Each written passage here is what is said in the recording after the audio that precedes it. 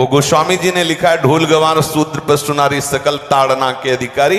अब इसकी व्याख्या सूक्ष्मता से सुने और विचार पूर्वक। शास्त्रीय प्रमाण के अनुसार ढोल है ना, ढोल को ताड़ना चाहिए।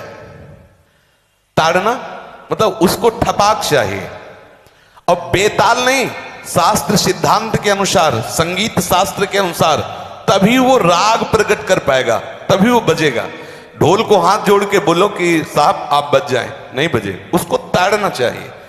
अब ताड़ना शब्द चारों में एक जैसा नहीं लगेगा, शब्द एक ही है ताड़ना, लेकिन ताड़ना के अर्थ अलग अलग हैं। जैसे कनक है, एक ही शब्द है कनक, लेकिन कनक कनक ते 100 गुनी मादकता अधिकाय, वा खाए बोराए जग या पाए बोराए।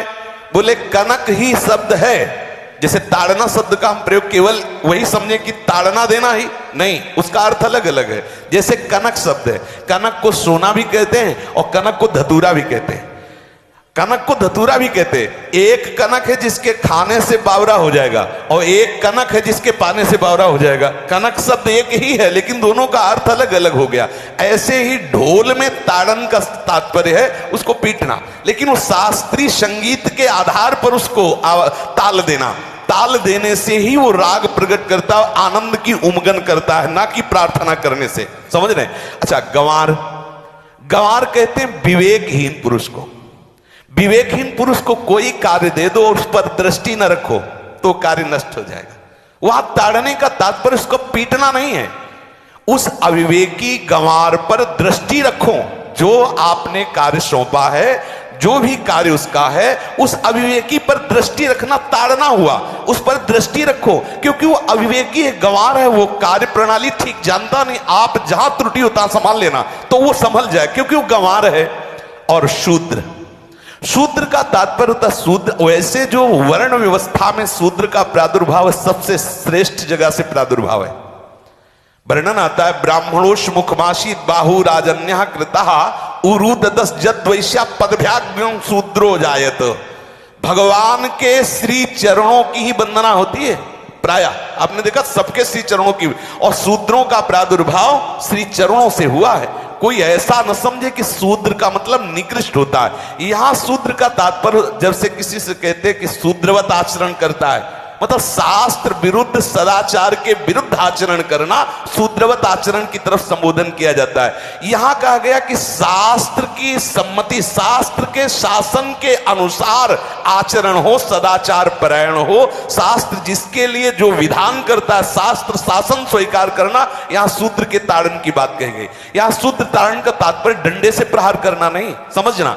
और जो चौथा कहा गया नारी, अगर स्त्री को हम ये कहें कि ताड़न से ही वो केवल काबू में रहती है, तो राष्ट्र में अपने प्रसिद्ध लक्ष्मीबाई जैसी कोई सामर्थ्यशाली वीरांगना, कोई वीरों सामने बड़े बड़े वीरों के दांत खट्टे कर दे, ऐसी बहादुर सिंघनी हुई, अंग्रेजों के दांत खट्टे कर दिए। अगर कोई समझे कि नारी केवल ताड़ने के लिए है तो उसकी मूर्खता है।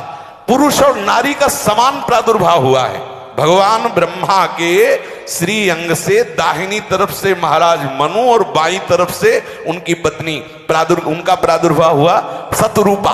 शतरूपा, अब आप बोलो, एक ही शक्ति के दो भाग हो गए, एक पुरुष रूप धारण कर लिया, एक नारी रूप धारण कर लिया। अब यहां विचार जो है कि उस नारी के ऊपर ताड़न शब्द का क्या प्रयोग है। जैसे आप मार्ग में चले जा रहे हैं और आपने दृष्टि चूक कर दी और नारी आपकी स्त्री पीछे चल रही, तो कोई हमला कर सकता है, क्योंकि वो रत्न है। 14 रत्नों में एक रत्न स्त्री रत्न भी है। स्त्री को रत्न कहा गया है। भगवान श्री राम जब वनवास में जा रहे हैं तो सिया जी को आगे नाव में जब चढ़ाना होता तो पहले सिया जी को चढ़ा, सीए चढ़ाई चढ़े रघुराई, पहले आगे। दृष्टि रखो, दृष्टि चूक गई तो रत्न है। यहां दृष्टि रखना, शासन मतलब उसको पिटाई करना नहीं कि जैसे ढोल को पीटा जाता है ऐसे स्त्री को पीटा जाए, शूद्र को पीटा जाए, तो गंवार को, ये व्याख्या नहीं है, ये मूर्खता है, इसे व्याख्या नहीं कहते। जैसे कनक शब्द के कई अर्थ होते हैं, ऐसे ही ताड़न शब्द का यहाँ अलग अलग प्रयोग है। स्त्री के ऊपर दृष्टि रखो। किस भाव की दृष्टि रखे? क्योंकि वो हमारे यहाँ रत्न की तरह है। कहीं कोई ऐसा ना हो कि कुदृष्टि वाला कोई उस पर हमला कर दे।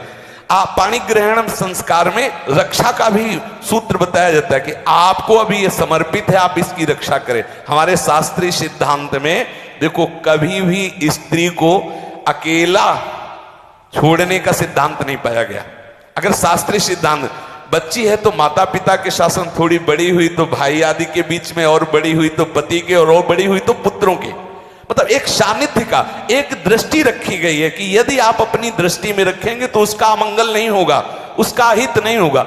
ये जो जैसे मानो कोई सी स्त्री को अकेला कोई पा गया और कुमार्गामी वृत्ति वाला हुआ, तो आज जो घटनाएं सुनने को मिलती हैं, अगर हमारी दृष्टि हो उस पर तो ऐसा नहीं हो सकता। और दूसरी बात यह है कि स्त्री को बुद्धि स्वरूपा भी माना गया। भगवान से भीष्म जी कहते हैं, मैंने अपनी कुंवारी कन्या बुद्धि को, हमारी कुंवारी कन्या है बुद्धि, सदैव सुरक्षित रखा है, आज आपके चरणों में समर्पित करते हैं। तो शास्त्र शासन के द्वारा बुद्धि को सदैव अपने अधीन रखो, कहीं बुद्धि कुमार्गामी ना हो जाए। यहां स्त्री के ताड़न का केवल एक सूत्र है कि आप उस पर दृष्टि बनाए रखें, कहीं स्त्री रत्न कहीं अपवित्र ना हो जाए, कहीं दूसरे का किसी तरह से कुमार्गामी लोगों का ऐसा कोई बर्ताव ना हो जाए, इसलिए सावधान। वहां उसको पीटने का शब्द नहीं है कि ढोल गवार शूद्र परशुनारी सकल ताड़ना के अधिकारी। ताड़ना का तात्पर्य वहां पीटना नहीं तो विद्वता में देखो तो एक से एक, साधुता में देखो तो एक से एक, वीरांगना देखो एक से एक, ऐसा नहीं कह सकते, क्योंकि जो सामर्थ्य पुरुष में वही सामर्थ्य भगवान ने स्त्री में भी दी, क्योंकि भगवान के ही दो रूप हैं, एक स्त्री और एक पुरुष, समझ रहे ना। तो इसमें एक ताड़न शब्द का कई अर्थ होता है। भगवान की साक्षात शक्ति स्त्री है। अगर कोई इस भाव से देखे कि स्त्री तो केवल ताड़ना, मतलब केवल गाली दे के बात करना, ऐसा नहीं। जिस घर में स्त्री का अपमान होता है उस घर का नाश हो जाता है, निश्चित हो जाता है। आप देखिए, रावण का सत्यानाश हो गया जगदम्बा सीता के प्रति, दुर्योधन का सत्यानाश हो गया द्रौपदी के प्रति। जहां स्त्री का अपमान हो जाए, अगर कोई ये समझे कि स्त्री केवल मतलब जैसा हम चाहे वैसा व्यवहार करे, तो अगर नाश ना हो जाए तो हमें बता देना, क्योंकि भगवान की वो शक्ति है। अगर उसे तुम सोचो कि हम ताड़न करें, जैसे ढोल को ताड़न करें ऐसे ताड़न करें, तो तुम्हारा नाश हो जाएगा। बिल्कुल सच्ची बात समझ लीजिए। केवल वहां दृष्टि रखने की बात कही गई है, आपका अधिकार है, आप उसकी सुरक्षा व्यवस्था में रहें। और एक वृत्ति होती है, अगर शासन ना हो तो हमारी बुद्धि भ्रष्ट हो जाए, हमारी बुद्धि भ्रष्ट हो जाए, आपकी बुद्धि भ्रष्ट हो जाए। भगवान का भय, शास्त्र का भय, लोक मर्यादा का भय, ये हमको सुरक्षित रखता है। इसलिए दृष्टि रखने की आवश्यकता है कि वो पवित्र रहे, वो सुरक्षित रहे, ना कि उसको पीटने के लिए यहां संबोधन किया गया गोस्वामी तुलसीदास जी ने। इसलिए सावधानी पूर्वक अपनी वृत्ति को पावन रखते हुए महापुरुषों के वचनों को समझने की चेष्टा की जाए। गोस्वामी जी ने जो यहाँ कहा, ढोल गवार शूद्र परशुनारी सकल ताड़ना के अधिकारी, तो ताड़ना का अलग अर्थ है, अलग अलग। जैसे ढोल में ताड़ना, तो वैसे ही सब जगह नहीं ताड़ना लगेगी। आप देखो, पशु जो है, चालक जो घुड़सवार होता है, उसको ताड़ना एड़ी से देता है। अपने चालक जो होता है घुड़सवार, एड़ी से।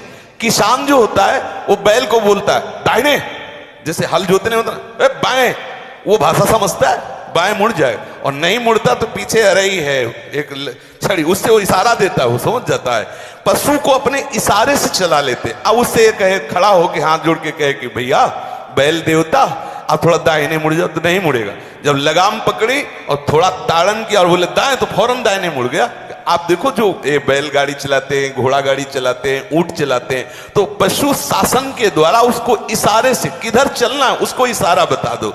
अलग अलग जगह इस ताड़न शब्द का अर्थ प्रयोग किया गया है।